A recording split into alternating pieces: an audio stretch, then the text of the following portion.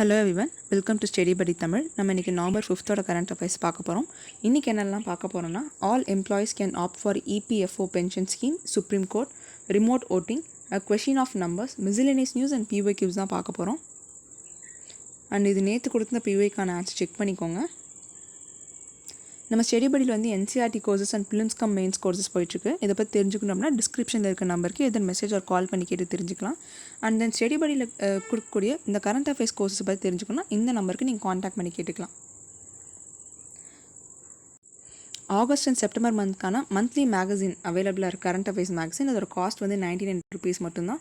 And so நாங்கள் வந்து October மந்த்க்கான மந்த்லி மேகசின் ரிலீஸ் பண்ண போகிறோம். இதை நீங்கள் பர்ச்சேஸ் பண்ணணும் அப்படின்னா டிஸ்கிரிப்ஷனில் இருக்க நம்பருக்கு நீங்கள் மெசேஜ் பண்ணி கேட்டு பர்ச்சேஸ் பண்ணிக்கலாம். ஸோ ஒரு காம்ப்ரிஹென்சிவ் ப்ரிப்பரேஷனுக்கு உங்களுக்கு ரொம்பவே யூஸ்ஃபுல்லாக இருக்கும். First, all employees can opt for EPFO pension scheme, supreme court. இந்த ஆர்டிக்கலில் நம்ம எதை பற்றி பார்க்க போகிறோம் அப்படின்னா எம்ப்ளாயீஸ் பென்ஷன் அமெண்ட்மெண்ட் ஸ்கீம் 2014 இதை பற்றி தான் வந்து பார்க்க போகிறோம். இதில் என்ன சுப்ரீம் கோர்ட் வந்து அட்வைசரி கொடுத்துருக்காங்க அப்படிங்கிறத இந்த ஆர்டிக்கல் நம்ம பார்க்குறோம். இப்போ EPFO அப்படின்னா என்னென்னா எம்ப்ளாயீஸ் ப்ராவிடென்ட் ஃபண்ட் ஆர்கனைசேஷன் அப்படின்னு சொல்லுவாங்க. அண்ட் இந்த ஸ்கீம் வந்து பென்ஷன் ஸ்கீம் பார்த்திங்கன்னா எல்லாருக்குமே அவைலபிள் கிடையாது, ஒரு சிலருக்கு மட்டும்தான் அவைலபிள் இருக்குது. ஸோ 2014 EPFO இவங்களோட இந்த அமெண்ட்மெண்ட்டில் என்ன கொண்டு வந்திருந்தாங்க அப்படின்னு பார்த்தீங்கன்னா 15,000க்கு மேலே, ஸோ 15Kக்கு மேலே சேலரி யாரெல்லாம் வாங்குறாங்களோ அவங்க தான் வந்து 1.16% ஆஃப் த சேலரியை வந்து பிஎஃப்காக கொடுக்கலாம் அப்படின்னு சொல்லியிருந்தாங்க. இப்போது சுப்ரீம் கோர்ட் வந்து என்ன அட்வைஸ் பண்ணியிருக்காங்க பார்த்தீங்கன்னா இந்த மாதிரி 15K சேலரி லிமிட் அப்படிங்கிற வைக்கணுங்கிற அவசியம் இல்லை, யார் வேணாலும் இந்த EPFO ஸ்கீமு கீழே பென்ஷனுக்கு அவங்க அப்ளை பண்ணலாம் அப்படின்னு சொல்லியிருக்காங்க. ஸோ 15K அப்படிங்கிற இந்த லிமிட்டை வந்து எடுத்துட்டாங்க. எவ்வளோ சேலரி வாங்கலாலும் இந்த ப்ராவிடென்ட் ஃபண்ட் ஸ்கீமில் அவங்க வந்து அப்ளை பண்ணலாம் அப்படிங்கிறதான் இப்போ இந்த ஆர்டிக்கலில் கொடுத்துருக்காங்க. ஸோ செகண்ட் பாயிண்ட், இன்னொன்று சுப்ரீம் கோர்ட் என்ன பண்ணியிருக்காங்கன்னு பார்த்தீங்கன்னா the court remove the cut off date in the 2014 amendments. Employees who retired prayer to September 1, 2014 without exercising any option would not be entitled to benefit of this judgment. இப்போ இந்த 2014 இருக்கு இல்லையா, அது 2014 September 1க்கு முன்னாடி ஆல்ரெடி ரிட்டையர் ஆகிருக்கவங்க அவங்களால இந்த அமெண்ட்மெண்ட்டை எடுத்துக்க முடியாது. தே ஆர் நாட் எலிஜிபிள் அப்படின்னு சொல்லியிருக்காங்க. ஸோ நாட் எலிஜிபிள் அப்படிங்கிறத நம்ம ஞாபகம் வச்சுக்கணும். 2014க்கு முன்னாடி ரிட்டையர் ஆனவங்க. ஸோ ஃபஸ்ட் பாயிண்ட் வந்து என்ன சொல்லியிருக்காங்க, இந்த மாதிரி சேலரி லிமிட் அப்படிங்கிறது வைக்கணுங்கிற அவசியம் கிடையாது. 15K இருந்தாலும் சரி, அவங்க எவ்வளோ சம்பளம் வாங்கியிருந்தாலும் EPFO கீழே தே ஆர் எலிஜிபிள் அப்படின்னு சொல்லியிருக்காங்க ஆஃப்டர் 2014. அது நம்ம ஞாபகம் வச்சுக்கணும். அண்ட் செகண்ட் பாயிண்ட் என்ன சுப்ரீம் கோர்ட் சொல்லியிருக்காங்க அப்படின்னு பார்த்தீங்கன்னா 2014க்கு முன்னாடியே ரிட்டையர் ஆனவங்களுக்கு இது வந்து எலிஜிபிள் கிடையாது, இந்த ஸ்கீமு கீழே அவங்க எலிஜிபிலிட்டி கிடையாது அப்படின்னு சொல்லியிருக்காங்க. இப்போது இது ரெண்டையுமே வந்து சுப்ரீம் கோர்ட் இன்வால்வ் ஆகி சொல்கிறாங்க அப்படின்னா கான்ஸ்டியூஷனல் பவர் அப்படிங்கிறது இருந்தால் தான் சொல்ல முடியும். எந்த ஆர்டிக்கல் கீழே சுப்ரீம் கோர்ட்டுக்கு இந்த பவர் இருக்குது அப்படின்னு பார்த்தீங்கன்னா ஆர்டிக்கல் 142 கீழே தான் சுப்ரீம் கோர்ட்டுக்கு இந்த பவர் இருக்குது. The court uses it's extraordinary power under article 142 to allow eligible members who had not opted for the enhanced pension coverage prior to the 2014 amendments to do so in 4 months. So இந்த மாதிரி நம்ம கான்ஸ்டியூஷனில் இருக்கக்கூடிய article 142 கீழே தான் supreme கோர்ட்டுக்கு இந்த extraordinary power அப்படிங்கிறது இருக்குது. ஆனால் அது கீழே தான் வந்து இதை எக்ஸிக்யூட் பண்ணியிருக்காங்க. அவங்க என்ன சொல்லியிருக்காங்கன்னா வித்தின் 4 monthsக்குள்ளே யாரெல்லாம் இந்த மாதிரி 15,000 சேலரி இல்லாமல் பென்ஷன் வாங்காமல் இருந்திருப்பாங்க இல்லையா, அவங்க வந்து 4 monthsக்குள்ளே அப்ளை பண்ணணும் அப்படின்னு சொல்லியிருக்காங்க. இந்த employment provident fund organisation EPFO organisation வந்து யாரு கீழே இருக்குன்னா யூனியன் லேபர் மினிஸ்ட்ரி கீழே இருக்குது. ஸோ சுப்ரீம் கோர்ட் வந்து இந்த மாதிரி அட்வைசரி தான் கொடுத்துருக்காங்க. இதை வந்து நீங்கள் இம்ப்ளிமெண்ட் பண்ணியே ஆகணும் அப்படிங்கிற மாதிரிலாம் அவங்க ஆப்ளிச் பண்ணலை. ஸோ சுப்ரீம் கோர்ட் வந்து அட்வைசரி கொடுத்துருக்காங்க. யூனியன் லேபர் மினிஸ்ட்ரி என்ன பண்ணியிருக்காங்கன்னா இந்த சுப்ரீம் கோர்ட் வேர்டிக்ட் ஏற்ற மாதிரி நாங்கள் என்னென்ன இம்ப்ளிமெண்ட் பண்ண முடியுமோ எலிஜிபிள் ஒர்க்கர்ஸை வந்து எம்ப்ளாயீஸை நாங்கள் கண்டுபிடிச்சிட்டு இந்த பென்ஷன் ஸ்கீம் வந்து அவங்களுக்கு ப்ரொவைட் பண்ணுறோம் அப்படின்னு சொல்லியிருக்காங்க. இதில் நம்ம என்ன ஞாபகம் வச்சுக்கலாம், EPFO வந்து எந்த மினிஸ்ட்ரி கீழே வருது, ஸோ யூனியன் லேபர் மினிஸ்ட்ரி கீழே வந்து வருது. இது வந்து இம்பார்ட்டன்ட் பாயிண்ட். இதில் நம்ம ஆர்டிகல் 142 அப்படிங்கிறத பார்த்துருக்கோம் இல்லையா, இது வந்து நம்ம கொஞ்சம் டீட்டெயிலாக பார்க்கலாம். ஆர்டிகல் 142 கீழே என்னென்ன பவர்ஸ்லாம் இருக்குது அப்படின்னு சொல்லிட்டு. So article 142 of the constitution of India deals with the enforcement of decrees and orders of supreme court. So neither legislative nor executive ரெண்டு பேருமே வந்து சரிவர ஒரு சில விஷயங்கள் பண்ணலை அப்படின்னா ஜுடிஷியரி வந்து அதில் இன்வால்வ் ஆகி அவங்களோட ஸ்டேட்மெண்ட்டை கொடுப்பாங்க. ஸோ பொதுநலம் கருதி வந்து சுப்ரீம் கோர்ட்டு பண்ணுறாங்க இல்லையா, அதான் வந்து இந்த ஆர்டிகல் 142 கீழே அவங்க பண்ணுவாங்க. ஸோ இந்த பாயிண்டில் பார்த்தா தெரியும். It is argued that the Article 142 is an extraordinary power to be sparingly used where there is a legislative or executive void. இது ரெண்டுமே வந்து அந்த void இருக்குது அப்படின்னா and comes into play when the conclusion is founded on statute or law but a remedy has to be created. So லெஜிஸ்லேட்டிவும் வந்து ஒழுங்காக அந்த ஒரு சில வேலையை பண்ணலை, எக்ஸிக்யூட்டிவும் பண்ணல அப்படின்னா அந்த டைமில் தான் வந்து ஜுடிஷியரி இன்வால்வ் ஆகி பொதுநலம் கருதி அவங்களோட ஸ்டேட்மெண்ட் வந்து வெளியிடுவாங்க. ஸோ இது வந்து அட்வைசரி இன் நேச்சர். ஸோ இந்த மாதிரி சுப்ரீம் கோர்ட்டு ஒரு ஸ்டேட்மெண்ட் ஒரு வேர்டிக்ட் வந்து கொடுக்குறாங்க அப்படின்னா அவங்களோட கான்ஸ்டியூஷனல் பவர்ஸுக்கு கீழே தான் வந்து எல்லாத்தையும் பண்ணணும். அதை தாண்டி அவங்க எந்த ஒரு வேர்டிக்ட்டும் கொடுக்கக்கூடாது. So it is suggested that while the independence of the judiciary is to be strictly protected, with it comes the responsibility of acting within the constitutional boundaries. So ஒரு சில கேசஸில் நம்ம வந்து பார்த்துருப்போம் என்னென்னா, இந்த கான்ட்ரவர்சிஸ் வரப்போ எதுக்கு வந்து எக்ஸிக்யூட்டிவில் தேவையில்லாமல் சுப்ரீம் கோர்ட் தலையிடுறாங்க. ஆல்ரெடி வந்து நிறைய பெண்டிங் கேசஸ் இருக்குது. ஸோ அவங்க வந்து அந்த கேசஸ் மட்டும் பார்த்தா போதும், எக்ஸிக்யூட்டிவ் ஆர் லெஜிஸ்லேஷன் வந்து தலையிட வேணாம் அப்படிங்கிற மாதிரி ஒரு சில விஷயங்களில் சொல்லியிருப்பாங்க. ஸோ அதனால இங்கே என்ன சொல்லியிருக்காங்கன்னா, with it comes the responsibility of acting within the constitutional boundaries அப்படின்னு சொல்லியிருக்காங்க. சுப்ரீம் கோர்ட் வந்து இந்த ஆர்டிகல் 142 கீழே, ஸோ அந்த எக்ஸ்ட்ரானரி பவர் கீழே அவங்க வந்து ஆல்ரெடி நிறைய கேசஸில் வந்து இன்வால்வ் ஆகியிருக்காங்க. என்னென்னு பார்த்தீங்கன்னா, Union Carbide Corporation versus Union of India case, and then Babri Masjid demolition case, Premchand Garg versus excise commissioner UP Allahabad, liquor sale ban case, இந்த எல்லா கேசஸ்லேயும் வந்து சுப்ரீம் கோர்ட் இன்வால்வ் ஆகியிருக்காங்க under article 142 of the constitution. Supreme Court had appointed the new Lokayukta of Uttar Pradesh by exercising powers granted by the Article 142 of the Constitution. So Lokayukta வந்து புதுசாக appoint பண்ணியிருக்காங்க உத்தரப்பிரதேஷில். எந்த article கீழே அப்படின்னா article 142 கீழே. And recently the highway liquor ban imposed by the Supreme Court was raised by some lawyers as an instance of Supreme Court flexing its extraordinary constitutional power. இந்த liquor pan case வந்து வந்தப்போ என்னென்னா, நிறைய lawyers வந்து ஜுடிஷியரை தாண்டி beyond the judiciary limit அவங்க வந்து act பண்ணுறாங்க அப்படின்னு வந்து சொல்லியிருக்காங்க. அதே பாயிண்ட் தான் இங்கேயும் கொடுத்துருக்காங்க பாருங்கள். However over the recent past increasing powers are trace to article 142 to decide a host of issues that would fall within the domain of other institution. இப்போ இவங்களுக்கு இந்த எக்ஸ்ட்ராடினரி பவர் இருக்கனால என்ன அப்படின்னா, இப்போது ஏங்கிற ஒரு ப்ராப்ளம் இருக்குன்னு வச்சுக்கோங்க. இந்த ப்ராப்ளத்தை வந்து மற்ற இன்ஸ்டியூஷன் தான் எடுத்து பார்க்க வேண்டியிருக்கு. இதுக்கான ரெஸ்பான்சிபிள் இன்ஸ்டியூஷன் வேறு. பட் சுப்ரீம் கோர்ட் என்னென்னா, இந்த பவர் கீழே இவங்க வந்து இந்த ப்ராப்ளத்தை எடுத்து வெட்டி கொடுக்குறாங்க. ஸோ இது வந்து தப்பான விஷயம். அவங்களுக்கு வந்து எக்ஸ்ட்ராடினரி பவர்ஸ் அப்படிங்கிற இருக்குங்கிற காரணத்தினால மட்டும் பியாண்ட் த ஜுடிஷியரி லிமிட் அவங்க ஆக்ட் பண்ணக்கூடாது. ஓவரால் இந்த ஆர்டிக்கல் நம்ம என்ன பார்த்துருக்கோம் அப்படின்னா, எம்ப்ளாய்மெண்ட் ப்ராவிடென்ட் ஃபண்ட் ஆர்கனைசேஷன் இந்த இபிஎஃப்ஓ ஸ்கீமு கீழே வந்து யாரெல்லாம் எலிஜிபிள், எத்தனை மந்த்துக்குள்ளே அவங்க வந்து இதுக்கு அப்ளை பண்ணலாம் அப்படிங்கிறத பார்த்தோம். அண்ட் யார் எலிஜிபிள் இல்லை அப்படின்னா 2014க்கு முன்னாடி ரிட்டையர் ஆனவங்களுக்கு வந்து இந்த எலிஜிபிலிட்டி கிடையாது அப்படிங்கிறதையும் பார்த்தோம். அண்ட் இந்த லேபர்ஸ் வந்து இபிஎஃப்ஓ எந்த மினிஸ்ட்ரி கீழே வரும்னா யூனியன் லேபர் மினிஸ்ட்ரி கீழே வரும். அப்புறம் பர்டிகுலராக ஆர்டிகல் 142ஓட ஃபீச்சர்ஸ் என்னென்ன, இது ஆல்ரெடி சுப்ரீம் கோர்ட் எந்தெந்த கேசஸில் யூஸ் பண்ணியிருக்காங்க அப்படிங்கிறத இந்த ஆர்டிக்கலில் நம்ம பார்த்துருக்கோம். And next remote voting. So இந்த ஆர்டிக்கல் வந்து பார்த்திங்கன்னா அப்படியே சர்க்கார் படம் மாதிரி தான் இருக்கும். ஓவர்சீஸில் இருக்கவங்க வந்து நம்ம இந்தியாவில் ஓட்டிங் பண்ணுறதுக்கு என்ன ப்ரொவிஷன் கொடுக்கலாம் அப்படிங்கிற மாதிரி பேசியிருப்பாங்க. India has the largest diaspora population with nearly 1.35 crore non-resident Indians spread across the globe. Diaspora அப்படின்னா நம்ம இந்தியன் பீப்புள் இருக்காங்களே, அவங்க வந்து மற்ற எந்த கண்ட்ரீஸில் வந்து ஸ்ப்ரெட் ஆகியிருக்காங்களோ அவங்கள இந்தியன் டயஸ்போரா அப்படின்னு சொல்லுவாங்க. அட் ப்ரெசன்ட் பார்த்தீங்கன்னா என்ஆர்ஐஸ் இருக்காங்களே, அவங்க வந்து நம்ம இந்தியாவில் அவங்களுக்கு எந்த கான்ஸ்டியூயன்ட் வந்து வச்சுருக்காங்களோ, எந்த கான்ஸ்டியூன்சி வச்சுருக்காங்களோ அங்கே வந்து அவங்க ஓட் போட்டு போகிற மாதிரி இருக்கும். ஃபார் எக்ஸாம்பிள் ஒருத்தர் யூஎஸ்ஏல இருக்காருன்னா, நம்ம இங்கே தமிழ்நாட்டில் லைக் கோயம்புத்தூர் திருச்சியில் எந்த கான்ஸ்டியூன்சி வந்து அலாட் பண்ணியிருக்காங்களோ அந்த பர்டிகுலர் கான்ஸ்டியூன்சியில் அவங்க வந்து ஓட்டிங் பண்ணிட்டு போகிற மாதிரி இருக்கும். இந்த டெமோக்ராட்டிக் நேஷனோட ஒரு டியூட்டியாக இருந்தாலுமே வெளிநாட்டிலேருந்து வந்துட்டு போகிறதுக்கு அவங்களுக்கு கஷ்டமாக இருக்குது. பிகாஸ் இப்போ யூஎஸ்லேருந்து நம்ம இந்தியாவுக்கு ஒரு தடவை வந்துட்டு போனாங்கன்னு வச்சுக்கோங்களேன், அதுக்கு மட்டுமே அவங்களுக்கு ஒரு அரௌண்ட் 2 லட்ச ரூபா கிட்ட செலவாகிடும் இல்லையா. அவங்கக்கிட்ட வந்து அந்த பணம் இருந்தால் மட்டும்தான் அவங்களால இங்கே வந்து ஓட் போட முடியும், மற்றவங்களாலாம் போட முடியாது இல்லையா. அதுக்கு வந்து இங்கே ஒரு டேட்டா பாயிண்ட் கொடுத்துருக்காங்க. 2019 லோக்சபா எலெக்ஷனில் around 25,606 among the minuscule 99,844 registered electors who voted. 99,844 register பண்ணியிருந்தாங்க. அதில் அரௌண்ட் 25,000 பீப்புள் மட்டும்தான் வந்து அந்த ஓட்டிங் பண்ணியிருக்காங்க. இது காரணம் வந்து அவங்களோட இந்த ட்ராவலில் இருந்த ஒரு சில பேரியர்ஸ். சர்க்கார் படத்தில் வந்து விஜயோட ஓட்டை ப்ராக்ஸியாக வேற ஒருத்தவங்க போட்டிருப்பாங்க இல்லையா. இந்த மாதிரி என்ஆர்ஐஸ் வந்து ஓட் போட முடியாத நிலைமை என்னென்னா, நிறையா ப்ராக்ஸி ஓட்ஸ் அப்படிங்கிறது க்ரியேட் ஆகுது.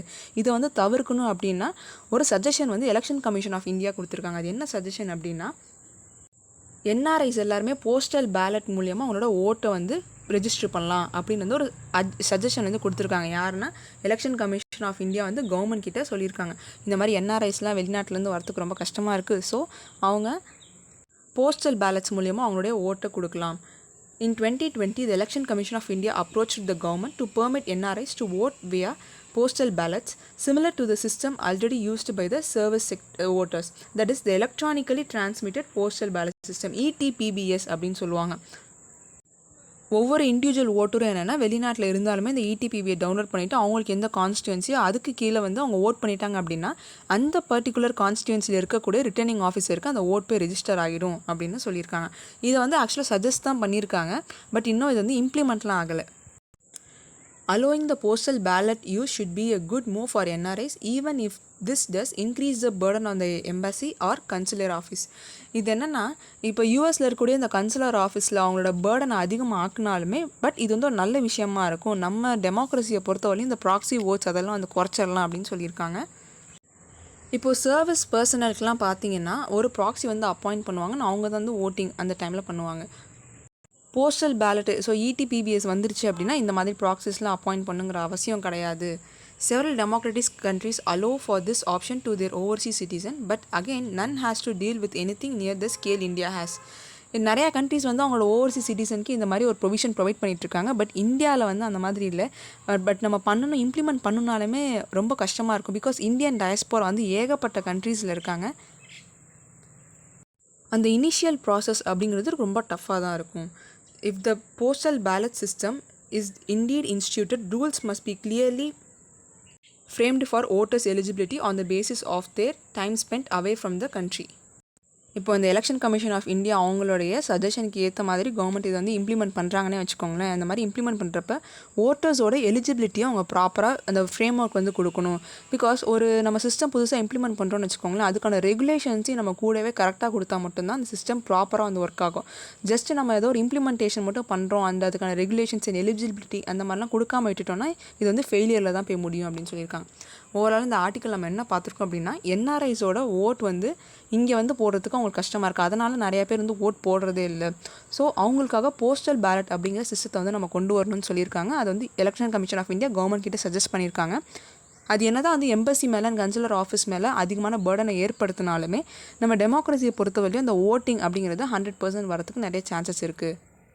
இந்த சஜஷனுக்கு ஏற்ற மாதிரி அவங்க இம்ப்ளிமெண்ட் பண்ணுறாங்கனாலும் அதுக்கு தேவையான அந்த ஃப்ரேம் ஒர்க் கைட்லைன்ஸ் எல்லாமே வந்து ப்ரொவைட் பண்ணிடணும் அப்படின்னு சொல்லியிருக்காங்க. இதான் வந்து remote voting. And next question of numbers. இந்த ஆர்டிக்கலில் பார்த்தீங்கன்னா ஃபுல்லாக டேட்டா பாயிண்ட் மட்டும்தான் இருக்கும். எந்த ஒரு பெரிய கோர் இன்ஃபர்மேஷன் அப்படின்னு வந்து கிடையாது. So the world population will cross 8 billion. It crossed 6 billion in October 1999 and we added another 2 billion in the next 2 decades. நம்ம வந்து வித்தின் 2 டிகேட்ஸ்குள்ளே 2 பில்லியன் பாப்புலேஷன் வந்து நம்ம வேர்ல்டில் இன்க்ரீஸ் ஆகியிருக்கு அப்படின்னு சொல்லியிருக்காங்க. Demographers at the UN predict that the planet will have 9.8 billion people in 2050 and 11.2 billion by 2100. இந்த மாதிரி நம்மளோட பாப்புலேஷன் வந்து ரொம்ப அதிகமாகும், பாப்புலேஷன் எக்ஸ்ப்ளோஷன் அப்படிங்கிறது நிறையா இருக்குன்னு யூஎன் டெமோகிராஃபர்ஸ்லாம் சொல்லியிருக்காங்க. பட் ஒரு கான்ட்ரடிக்டரியான ஒரு ஸ்டேட்மெண்ட்டும் இருக்குது. அது என்னன்னு பார்த்தீங்கன்னா, for some demographers, population concerns are ill-founded. Rachel Snow of UN World Population Fund, for example, says that the world population growth is slowing down with more than 50 countries registering a population decline. ஒரு பக்கம் வந்து என்ன சொல்கிறாங்கன்னா இந்த population வந்து ரொம்பவே அதிகமாகும் அப்படின்னு சொல்லியிருக்காங்க. வேற இன்னொரு சைடில் என்ன சொல்கிறாங்கன்னா பாப்புலேஷன் வந்து ஆல்ரெடி 50 கண்ட்ரீஸ் கிட்ட பாப்புலேஷன் டிக்ளைன் வந்து ஆகிடுச்சு அப்படின்னு சொல்லியிருக்காங்க. அப்புறம் நம்ம இந்தியாவை பற்றி ஸ்பெசிஃபிக்காக என்ன சொல்லியிருக்காங்கன்னா யூஎனில் India will be the world's most populous country by 2050 with its population crossing 1.65 billion. இப்போ 2050 பார்த்தீங்கன்னா இந்தியா வந்து வேர்ல்டுலே நம்பர் 1 பாப்புலஸ் கண்ட்ரியாக இருக்கும். அண்ட் சைனாவில் வந்து பாப்புலேஷன் குறைஞ்சிரும் அப்படின்னு சொல்லியிருக்காங்க, ரெடியூஸ் டு 1.3 பில்லியன். இது நம்ம சின்ன கிராஃபிக்கல் ஃபார்மில் போட்டோம் அப்படின்னா 2050 டைமில் நம்ம இந்தியா தான் வந்து பீக்கில் இருக்கும், சைனா வந்து கம்மியாக தான் இருக்கும். அண்ட் 2100 பார்த்தீங்கன்னா நம்மளோட பாப்புலேஷனும் வந்து குறைஞ்சிரும். பிகாஸ் இந்த பாப்புலேஷன் எக்ஸ்ப்ளோஷன் ஆனாலுமே இந்த ரீப்ளேஸ்மெண்ட் ரேட் அப்படிங்கிறது ஒன்று நம்ம ஆல்ரெடி பார்த்துருப்போம். ஸோ 2.1 அந்த ரீப்ளேஸ்மெண்ட் ரேட் இருந்தால் மட்டும்தான் அந்த ப்ராப்பர் பாப்புலேஷன் ஒவ்வொரு ஜென்ரேஷனையும் ரீப்ளேஸ் பண்ணிகிட்டு இருக்காங்க அப்படின்னு அர்த்தம். பட் நம்ம இந்தியாவை பொறுத்தவரை இந்த ரீப்ளேஸ்மெண்ட் ரேட் வந்து ஏகப்பட்ட ஸ்டேட்ஸில் குறைஞ்சிருக்கு. அரௌண்டு ஒரு 3 or 4 ஸ்டேட்ஸில் மட்டும்தான் 2.1க்கு மேலே இந்த ரீப்ளேஸ்மெண்ட் ரேஷியோ அப்படிங்கிறது இருக்குது. அதனால் 2100 பார்த்திங்கன்னா நம்ம இந்தியாவில் பாப்புலேஷன் வந்து 1.1 பில்லியன் தான் இருக்கும். நம்ம இந்த ஆர்டிக்கல் பார்க்குறப்ப இன்னொரு விஷயமும் பார்த்துருப்போம். 2050க்குள்ளே இந்தியா வந்து டெவலப்டு நேஷன் ஆனால் மட்டும்தான் 2050க்கு மேலே இருக்கக்கூடிய இந்த ஓல்டர் பாப்புலேஷனை நம்மளால் அந்த சோஷியல் செக்யூரிட்டி மெஷர்ஸ் கொடுத்து பாதுகாப்பாக வச்சுருக்க முடியும் அப்படின்னு நம்ம பார்த்துருப்போம். Demographics is a complex and often contentious subject. Incidentally, the developed West and China took a grim view of population growth in the last century and attempted population control. So already இந்த western nation developed நேஷன்ஸ்லாம் இருக்காங்களே அவங்களும் வந்து population control அப்படிங்கிறது முன்னாடியே பண்ணிட்டாங்க. அதனால தான் older பாப்புலேஷன்லாம் இப்போ அங்கே கொஞ்சம் அதிகமாக இருப்பாங்க எனக்கு கம்பேர்ட் டு இந்தியா. இப்போ நம்ம இந்தியாவும் வந்து இந்த பாப்புலேஷன் கண்ட்ரோல் பண்ணுறப்ப இந்த ரீப்ளேஸ்மெண்ட் ரேட் கம்மியாகிறப்ப என்ன ஆகும்னா ஒரு குறிப்பிட்ட இயர் வரைக்கும் தான், ஸோ 2050 வரைக்கும் தான் வந்து யங் ஜென்ரேஷன் அப்படிங்கிறவங்க இருப்பாங்க. அதுக்கப்புறம் வந்து மோஸ்ட்லி ஓல்டர் பாப்புலேஷன் தான் அதிகமாக இருப்பாங்க அப்படின்னு சொல்லியிருக்காங்க. இதான் வந்து ரொம்பவே காம்ப்ளெக்ஸ் ஆனது. டெவலப்டு நேஷன்ஸ் எல்லாத்துலேயுமே வந்து பாப்புலேஷன் வந்து கம்மியாக தான் இருக்குது. வேறு டெவலப்பிங் நேஷன்ஸ் லைக் இப்போ இந்த ஆஃப்ரிக்கன் கான்டினென்ட்லாம் பார்த்தீங்கன்னா பாப்புலேஷன் அதிகமாகிட்டே இருக்குது. ஸோ ஒரு குறிப்பிட்ட வருஷத்துக்கு மேலே பார்த்தீங்கன்னா அரௌண்டு 4 in 10 இல்லை, that is every second person in the world will be an African அப்படின்னு சொல்லியிருக்காங்க. இப்போ நம்ம வந்து பேஸ்ட் ஆன் த கண்ட்ரி இந்த பாப்புலேஷன் எப்படி இருக்கணும் அப்படின்னு பார்த்தா லைக் டெவலப்டு கண்ட்ரீஸில் வந்து கம்மியான பாப்புலேஷன் அண்ட் டெவலப்பிங் நேஷன்ஸில் அதிகமான பாப்புலேஷன் இருப்பாங்கன்னு பார்த்தோம். இப்போ ரிலீஜியன் வைஸ் வந்து அவங்க சொல்கிறாங்க. ரிலீஜியன் வைஸ் பார்த்தீங்க அப்படின்னா முஸ்லீம்ஸோட பாப்புலேஷன் தான் வந்து அதிகமாகிட்டு இருக்கு. PEW data projects that the global Muslim population to be 2.8 billion, 30% of the world by 2050, and Christian population to be 2.9 billion. And Hindus will constitute around 15% of the world population by then. நம்ம இந்தியாவில் ஸ்பெசிஃபிக்காக பார்த்திங்க அப்படின்னா 2050 இந்த டைமில் 1.3 billion Hindus இருப்பாங்க. அதில் 311 million வந்து முஸ்லீம் பாப்புலேஷன் இருப்பாங்க, making it the country with the largest Muslim population அப்படின்னு சொல்லியிருக்காங்க. Data on the religion needs to be carefully analyzed. Between 2010 and 2050, about 70 million Christians and 350 million Hindus will be added to the world population. But the corresponding period, about 1.2 billion Muslims will join the global population. So, this is a complete data point. Although they continue to be high when compared to the other communities, the fertility rates among Muslims too are falling. So என்னதான் அந்த முஸ்லீம் population வந்து அதிகமாகும்னு சொல்லியிருந்தாலுமே among the people அவங்ககிட்டயும் இந்த fertility rate வந்து ரொம்ப கம்மியாக தான் ஆகிட்டு இருக்கு. அண்ட் அல்டிமேட்லி ரீப்ளேஸ்மெண்ட் ரேட் அதுங்கிறது குறைஞ்சிருச்சு. The total fertility rate the number of children each women gives birth to is a scientific way of projecting population growth. இந்த டோட்டல் ஃபர்டிலிட்டி ரேட் அப்படின்னா என்ன வந்து கொடுத்துருக்காங்க. ஒரு விமனுடைய அந்த ரீப்ரொடக்டிவ் பீரியடில் அவங்க எவ்வளோ குழந்தைங்களுக்கு வந்து பர்த் கொடுக்குறாங்களோ அது வந்து ஃபர்டிலிட்டி ரேட் அப்படின்னு சொல்லுவாங்க. According to the recent data, the corresponding figures for Muslim and Hindu have dropped to 2.36 and 1.94 respectively. இப்போ நம்ம இந்த ஆர்டிக்கலில் ஓவராலாக என்னென்ன ஞாபகம் வச்சுக்கணும் அப்படின்னா based on the Nations population அந்த டிஃப்ரென்ஸ் வந்து எந்த மாதிரி இருக்குது, லைக் டெவலப்டு கண்ட்ரீஸில் எப்படி இருக்குது அண்ட் டெவலப்பிங் நேஷன்ஸில் எந்த மாதிரி இருக்குது அப்படிங்கிறத பார்த்தோம். அண்ட் செகண்ட் ரிலீஜியன் பேஸ்ட் எப்படி இருக்குது. ஸோ ரிலீஜியன் பேஸ்டில் வந்து முஸ்லீம் பாப்புலேஷன் வந்து அதிகமாகும் அப்படின்னு சொல்லியிருக்காங்க. ரிலீஜியன் பேஸ்டு பாப்புலேஷன் வந்து பார்த்துட்டோம். அண்ட் தேர்ட் பாயிண்ட் என்னென்னு பார்த்தீங்கன்னா பாப்புலேஷன் மட்டும் இல்லாமல் என்ன தான் பாப்புலேஷன் இன்க்ரீஸ் ஆனாலுமே இந்த டோட்டல் ஃபர்டிலிட்டி ரேட் அப்படிங்கிறது குறைஞ்சிட்டு தான் வரது அமாங் ஆல் ரிலீஜியன்ஸ். ஸோ முக்கியமாக வந்து ஹிந்து அண்ட் முஸ்லீம் பாப்புலேஷனில் எவ்வளோ டோட்டல் ஃபர்டிலிட்டி ரேட் இருக்குது அப்படின்னு வந்து சொல்லியிருக்காங்க. இதை வந்து இந்த ஆர்டிக்கல் நம்ம பார்த்துருக்கோம். அண்ட் மிஸ்லேனியஸ் நியூஸில் என்ன கொடுத்துருக்காங்கன்னா not just Delhi, hospitals in Indo Gangetic plains seeing a rise in the patients with pollution related complaints. People advised to stay indoors for the next few days during peak air pollution levels. இப்போ என்னென்னா நம்ம டெல்லியில் மட்டுமே அந்த pollution அந்த impact அப்படிங்கிறது அதிகமாக இல்லை, அது சுற்றி இருக்கக்கூடிய இந்த இண்டோ கேங்கடிக் பிளைன்ஸ் அங்கேயுமே வந்து பொல்யூஷன் ரிலேட்டட் இஷ்யூஸ் நிறையா தான் வருது. அதனால் கவர்மெண்ட் வந்து என்ன அட்வைஸ் பண்ணியிருக்காங்கன்னா டு ஸ்டே இண்டோர்ஸ், மோஸ்ட்லி வந்து உள்ளே இருங்க. பட் இது வந்து சாத்தியம் கிடையாது. பிகாஸ் டெய்லி வந்து அவங்களோட இன்கம் இருக்கணும் அப்படின்னா அவங்க வெளியே வந்து தான் ஆகணும். ஸோ இது வந்து ஒரு கான்ட்ரடிக்டியான விஷயம். அந்த பொல்யூஷன் வந்து ரொம்பவே அதோட இம்பாக்ட் அதிகமாகிட்டே வருது. ஏன்னா வின்டர் சீசனில் வந்து பொதுவாக பொல்யூஷன் அதிகமாக இருக்கும் ஏர் பொல்யூஷனை பொறுத்தவரையிலும். ஏன்னா நம்ம ஜாகிரஃபியில் பார்த்துருப்போம் இல்லையா, வார்ம் ஏரோட கூல் ஏரோட டென்சிட்டி வந்து அதிகமாக இருக்கும். அதனால் மோஸ்ட் ஆஃப் அந்த பொல்யூட்டட் பார்ட்டிகல்ஸ் எல்லாமே அந்த அட்மாஸ்பியரில் மட்டும்தான் இருக்கும். அதனால தான் வின்டரில் அதிகமான ஏர் பொல்யூஷன் வந்து இருக்குது. So artists from 10 countries take part in the National Tribal Dance Festival in Chhattisgarh, showcasing talent and getting a glimpse of Indian culture. இப்போது சத்தீஸ்கரில் பார்த்தீங்க அப்படின்னா இந்த நேஷ்னல் ட்ரைபல் டான்ஸ் ஃபெஸ்டிவல் அப்படிங்கிறது இந்த வருஷத்துக்கானது அங்கே தான் நடக்குது. அங்கே வந்து அரௌண்ட் 10 கண்ட்ரீஸ்லேருந்து வந்திருக்காங்க ஆர்டிஸ்ட்டு. அவங்க என்னென்னா நம்ம இந்தியன் கல்ச்சர் வந்து தெரிஞ்சுக்கிறது மட்டும் இல்லாமல் அவங்களும் பெர்ஃபார்ம் பண்ணுறதா சொல்லியிருக்காங்க. அண்ட் இந்த ஆர்டிக்கல் என்ன சொல்லியிருக்காங்கன்னா மதுரா விருந்தாவன். ஸோ உத்தரப்பிரதேசில் இருக்கக்கூடிய இந்த விருந்தாவன் ரீஜன் கிருஷ்ண ஜென்ம பூமி இருக்குது இல்லையா, அதை வந்து நெட் ஜீரோ கார்பன் எமிஷனாக வந்து டூரிஸ்ட் டெஸ்டினேஷனாக மாற்ற போகிறாங்க. எந்த இயர்க்குள்ளே அப்படின்னா 2041 வந்து மாற்ற போகிறதா யூபி கவர்மெண்ட் அனௌன்ஸ் பண்ணியிருக்காங்க. இப்போ இதில் என்ன சொல்லியிருக்காங்கன்னா இந்த மாதிரி அந்த நெட் ஜீரோ கார்பன் எமிஷன் கொண்டு வரதுக்கு அவங்க என்னென்ன ஸ்டெப்ஸ் எடுத்திருக்காங்க அப்படின்னா, அந்த ரீஜன் லைக் என்டையர் பிரட்ஜ் ரீஜனில் வந்து அவங்க எந்த ஒரு டூரிஸ்ட் வெஹிக்கல்ஸையும் வந்து அலோவ் பண்ண மாட்டாங்க, கம்ப்ளீட்டாக பேன் பண்ணிடுவாங்க. அதுக்குள்ளே வெறும் எலக்ட்ரிக் வெஹிக்கல்ஸ் மட்டும்தான் யூஸ் பண்ணணும் அப்படிங்கிற ப்ரொவிஷன் கொடுத்துருக்காங்க. So Vrindavan and then Krishna Janmabhoomi எல்லா ரீஜன்லேயுமே வந்து எலக்ட்ரிக் வெஹிக்கல்ஸோட யூசேஜ் மட்டும்தான் இருக்கும். அண்ட் அது மட்டும் இல்லாமல் அங்கே இருக்கக்கூடிய around 252 water bodies and 24 forest area எல்லாத்தையுமே வந்து ரீவைவ் பண்ண போகிறதா சொல்லியிருக்காங்க. And இதில் under Article 155 and 156 of the Constitution, a governor is appointed by the President and holds office during the pleasure of the President. இப்போது கவர்னர் அப்பாயின்மெண்ட் பற்றி சொல்லியிருக்காங்க. இந்த எந்த ஆர்டிக்கல் கீழே வரும்னா Article 155 and 156 of the constitution கீழே தான் வந்து வரும். பிரசிடென்ட் தான் வந்து கவர்னர் அப்பாயிண்ட் பண்ணுவாங்க. ஸோ இப்போ கவர்னர் அப்பாயிண்ட் பண்ணுறப்ப என்னென்னு பார்த்தீங்கன்னா, அதே ஸ்டேட்டை சேர்ந்த ஒருத்தரை வந்து கவர்னர் அப்பாயிண்ட் பண்ண மாட்டாங்க. இப்போ தமிழ்நாட்டில் இருக்கும் அப்படின்னா தமிழ்நாட்டை சேர்ந்த ஒருத்தரே வந்து அந்த பர்டிகுலர் ஸ்டேட்டோடைய கவர்னராக ஆக்க மாட்டாங்க. அது வந்து one of the important point. And அது மட்டும் இல்லாமல் கவர்னருக்கு வந்து டியூவல் ஒர்க் அப்படிங்கிறது இருக்கும். ஒன்று வந்து என்னென்னா head of the state and second என்னென்னு பார்த்தீங்கன்னா representative of the union government. இதை வந்து அந்த டியூவல் ஒர்க் அப்படின்னு சொல்லுவாங்க when it comes to governor. இப்போ இவர் வந்து எத்தனை வருஷத்துக்கு இருப்பார்னு பார்த்தீங்கன்னா அரௌண்ட் 5 years வந்து இருப்பாங்க. இன்கேஸ் பிரசிடென்ட் வந்து if he is not satisfied அப்படின்னா கவர்னர் வந்து ஸ்டெப் டவுன் பண்ணிடுவாங்க அந்த 5 வருஷத்துக்கு முன்னாடியே. நெக்ஸ்ட் இங்கே 100 மைல் பிரின்சிபல் அண்ட் கிரஹினி தியரி ஆஃப் இன்டர்நேஷ்னல் ரிலேஷன்ஸ் அப்படின்னு ஒரு 2 பிரின்சிபல்ஸ் இருக்குது. இது ரெண்டுமே கொடுத்தது யார் அப்படின்னா எலபென்பாத். நம்ம ரீசெண்டாக பார்த்தோம் இல்லையா, நேத்தோ பார்த்தோம் அவங்க வந்து இறந்துட்டாங்க அப்படின்னு சொல்லிட்டு. அவங்க வந்து அந்த சேவா அசோசியேஷன் அதெல்லாம் வந்து ஃபவுண்ட் பண்ணாங்க. அவங்களோட கான்ட்ரிபியூஷன்ஸை நம்ம நிறையா பார்த்துருந்தோம். இன்னொன்று வந்து மென்ஷன் பண்ணியிருக்காங்க என்னென்னு பார்த்தீங்கன்னா 100 மைல் பிரின்சிபல்.